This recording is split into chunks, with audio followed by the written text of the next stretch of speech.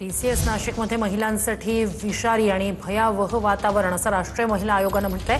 Nashik TCS प्रकरणी राष्ट्रीय महिला आयोगाचा अहवाल सादर करण्यात आलाय। मुख्यमंत्र्यांना हा अहवाल सादर करण्यात आला। तरुण महिला कर्मचाऱ्यांना टार्गेट करून छळ केल्याचा गंभीर ठपका या अहवालातून ठेवण्यात आलाय। हिंदू धर्माचा अवमान, इस्लाम श्रेष्ठ असल्याचा दबाव असायचा असं सुद्धा या अहवालातून समोर येतोय। महिला कर्मचाऱ्यांना मानसिकदृष्ट्या त्यांचं खच्चीकरण केल्याचा सुद्धा आरोप या अहवालातून करण्यात आलाय।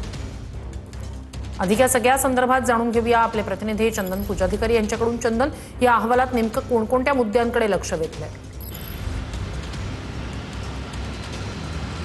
श्रुती, आपल्याला माहिती आहे की नाशिकच्या टीसीएस कंपनीमध्ये महिलांवरच्या अत्याचार आणि धर्मांतराचा दबावाचा जो प्रकार झालेला होता, त्यानंतर राष्ट्रीय महिला आयोगानं या संपूर्ण प्रकरणामध्ये मध्यस्थी करून हस्तक्षेप करून या प्रकरणाची चौकशी केली होती आणि सखोल चौकशी केल्यानंतर जे काही निरीक्षण राष्ट्रीय महिला आयोगानं नोंदवलेलं आहे ते अत्यंत धक्कादायक आहे। टीसीएस कंपनीमध्ये काम करणाऱ्या महिलांसाठी इथलं वातावरण अत्यंत विषारी होतं असं या संपूर्ण अहवालात म्हटलेलं आहे। इथे काम करणाऱ्या महिलांवर प्रचंड दबाव होता। हिंदू धर्म कसा कमी आहे आणि इस्लाम धर्म कसा श्रेष्ठ आहे हे या महिलांवर बिंबवण्याचा सातत्यानं प्रयत्न केला जात होता।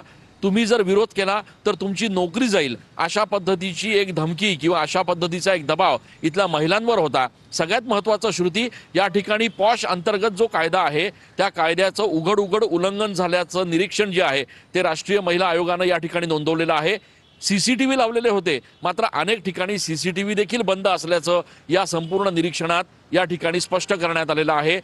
टीसीएस जे व्यवस्थापन होतं त्या टीसीएस व्यवस्थापन नक्कीच चंदन, नक्कीच अपडेट्स घेत राहणार आहोतच। तुर्तास धन्यवाद।